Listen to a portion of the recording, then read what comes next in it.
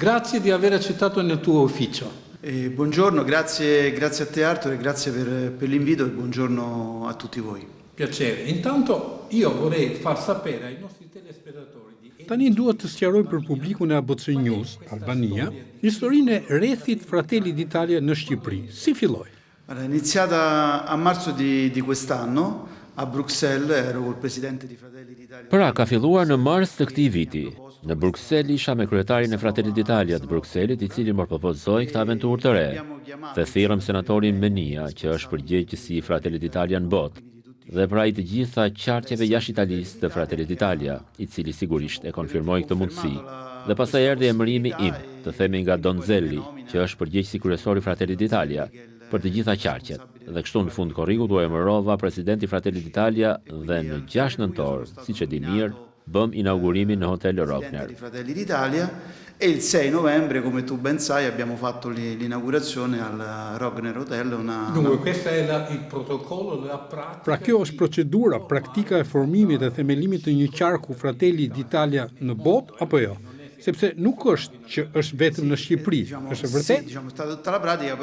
Po, le të themi po. Ka qenë gjithë procedura, por rasti ka qenë, po themi rastësishëm, por sigurisht me fat për ta mbështetur. Sipas mendimit tim, unë e kuptoj pak politikën italiane. Nuk ka qenë aq e lehtë. Sigurisht që partia ka bërë verifikimet e saj për ju, ndodh kështu. C'è stato ovviamente poi un processo da parte di Fratelli d'Italia di... Po, sigurisht. Patjetër ka pasur pastaj edhe një proces nga ana e Fratelli d'Italia për të thelluar njohuri rreth figurës sime dhe veçanërisht një interes nga Fratelli d'Italia për të krijuar një pikë, një rreth, pikërisht për të ndihmuar dhe marrëdhëniet mes Italisë dhe Shqipërisë, si edhe më pas antarësimin e Shqipërisë në Bashkimin Evropian. Pra ne do të jemi sidoqoftë një pikë reference si për italianët që jetojnë këtu në Shqipëri, ashtu dhe për ndërmarrjet dhe për marrëdhëniet mes ambasadës dhe qeverisë italiane. Sia per gli italiani ovviamente che sono qui in Albania, ma anche per le imprese e per i rapporti tra ambasciata e governo italiano. Certamente che le relazioni... Marrëdhëniet Itali-Shqipëri janë marrëdhënie të veçanta, nuk i kemi me vendet e tjera, dhe sipas mendimit tim, kjo ndihmon dhe ka vlerën e vet, edhe për ju besoj. Sì, sicuramente non sono mai state, dei rapporti normali, ma ovviamente vista la vicinanza e anche ovviamente la cultura che sostanzialmente ci unisce. Po, sigurisht nuk ka qenë kurrë marrëdhënie do si do, por natyrisht duke parë afërsinë dhe kulturën që në thelb na bashkon, qeveria italiane i ka dhënë një shtys krejt tjetër këtyre marrëdhënieve. E kemi parë këtë me qendrën e emigrantëve, por sidomos tani me marrëveshjet që janë firmosur para pak ditësh. Pastaj me siguri do të vinë kompani të rëndësishme italiane, sepse po flasim për Fincantieri, Leonardo, Cassa Depositi e Prestiti, siç kemi parë tashmë nga marrëveshjet e nënshkruara në Rom. Dhe gjithë kjo do t'i intensifikojë marrëdhëniet dhe do t'i vendosë ato në një nivel tjetër, në kuptimin që Italia ka vendosur të investojë seriozisht në Shqipëri. Nel senso che l'Italia ha deciso di investire in modo serio in Albania. Va sempre, diciamo, nel tuo essere. Gjithmonë në kuadër të qëndrimit tënd në Shqipëri, që je edhe ekspert kontabël, por për këtë flasim më vonë jashtë zyrës. Doja të dija, sepse unë kam ndjekur ditën e inaugurimit dhe pash që senatori i Fratelli d'Italia u ndjej befasuar nga prania, kishte një presmarrje jo do si do, le të themi jo e vogël, për një nisje të re. Si u organizua? Siete organizzati? Allora, sicuramente io sono qui da più di 12 anni. E pra sigurisht unë jam këtu prej më shumë se 12 vitesh, kështu që kam shumë marrëdhënie, shumë miq dhe ata natyrisht erdhën për të më vizituar. Per come buon augurio abbiamo tanti rapporti anche economici. Për të më dhënë urimet e tyre. Ne kemi shumë marrëdhënie dhe ekonomike dhe të llojeve të ndryshme. Kanë ardhur dhe persona nga jashtë Shqipërisë, presidentë të tjerë të Fratelli d'Italia, të cilët kanë dashur të ndajnë këtë moment me mua dhe që natyrisht më kanë dhënë një dorë në këtë fillim të aventurës. Po, senatori ka qenë vërtet i befasuar edhe i surprizuar për mirë natyrisht. Ne jo, sepse ne dim se cilat janë marrëdhëniet mes Italisë dhe Shqipërisë. Kanë qenë shumë shqiptar, shumë sipërmarrës shqiptar me të cilët unë bashkëpunoj çdo ditë. Prandaj surpriza ishte për të, por për ne kjo është diçka krejt normale. E quindi la sorpresa sì è stata sua, ma per noi è la normalità. Una normalità. Po, një normalitet italo-shqiptar do thoj. Por, ndërkohë, ju tashmë keni ndërtuar, keni themeluar grupin tuaj apo jo? Grupi Fratelli d'Italia. Po janë zëvës presidenti, janë sekretarët, unë kam parë atje një grup të këndshëm.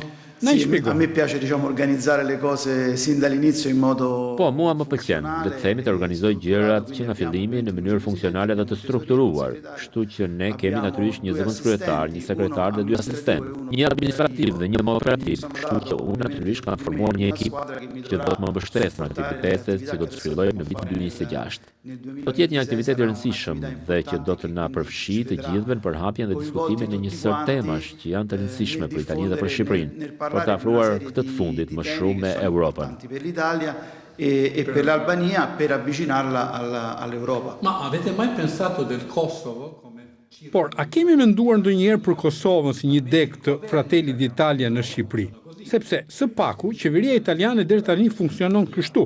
Instituti Italian i Kulturës është i pranishëm si në Prishtinë, ashtu dhe në Tiranë. Nuk e di për rastin e partisë. Aumentare la nostra presenza in tutti i Balcani, quindi Po pra, po mendojmë të rrisim praninë tonë në të gjithë Ballkanin, pra fillimisht në Kosovë, por dhe në Malzinë, Serbinë, Maqedoninë e Veriut. Kështu që do të jetë një program që do ta zhvillojmë gjatë 2-3 viteve të ardhshme, por padyshim, po, sepse sinjalet që vinë nga qeveria italiane tregojnë për një prani të fortë italiane.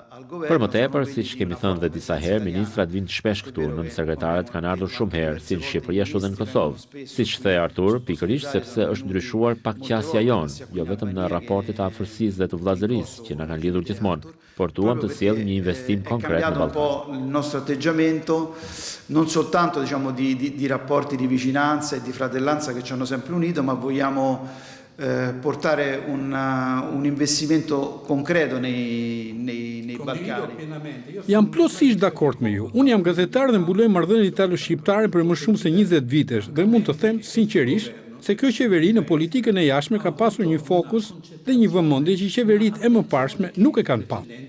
Ministrat dhe zëvendës kryeministri kanë qenë disa herë në Kosovë. Në negociatat midis Serbisë dhe Kosovës ka një emisar të qeverisë italiane, më parë nuk kishte. Pra mund të them se kjo qeveri nga pikpamja e politikës jashtme është shumë aktive dhe meriton komplimente. Bisogna fare i complimenti. Sì, Per di più con Tirana. devo dire che ho notato anch'io un bel cambio di passo, anche con il nuovo ambasciatore che si è insediato qui a Po, Tirana. për sa i përket me Tiranën, duhet të them se edhe unë e kam vënë në re një ndryshim të bukur të ritmit, edhe me ambasadorin e ri që është vendosur këtu në Tiranë, dhe me të rion që sapo është vendosur në Kosovë. Pra po, qeveria po shtyn shumë për praninë tonë italiane sepse ne jemi të parët që jemi të interesuar që Ballkani të hyjë në një zonë europiane dhe të rritet së bashku me ne dhe me të gjithë Europën. Ultima domanda. Oramai Tani duhet të i futeni punës dhe duhet të veproni me partitë politike këtu, me sa kuptoj. A ka një strategji të gatshme? strategia pronta?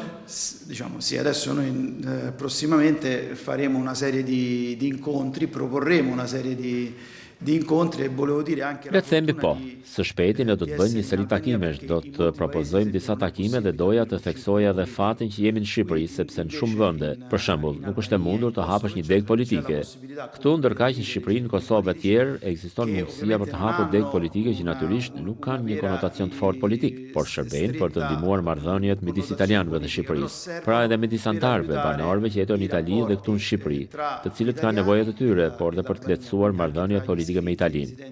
Ky është një fat i madh, të kesh këtë mundësi, të jesh në këtë vend dhe të kesh këtë liri. Pra sigurisht që do të bëjmë takime politike, tani do t'i programojmë. Kam filluar tashmë të dërgoj emailë për të caktuar takime dhe natyrisht do të prezantohemi tek partitë politike dhe do t'u shpjegojmë se cilat janë qëllimet e qeverisë italiane, të cilat janë të qarta, sepse e vetmja dobësi që mund t'i atribuash presidentes son është se nuk është e paqartë. Pra është e qartë se çfarë synon presidenti dhe ministri Tajani, çfarë duam të bëjmë në këto vende ballkanike dhe investimet që duam të sjellim. Gjërat që duam të realizojmë, më konkrete se në vitet e mëparshme. Sipas mendimit tim, do të përcjellim këto mesazhe dhe pastaj do të organizojmë një seri konferencash mbi tema të ndjeshme, këtu si për Shqipërinë, ashtu edhe për Europën. E quindi secondo me porteremo questi messaggi e poi faremo una serie di convegni su temi sensibili qui sia per l'Albania che per l'Europa. Ok.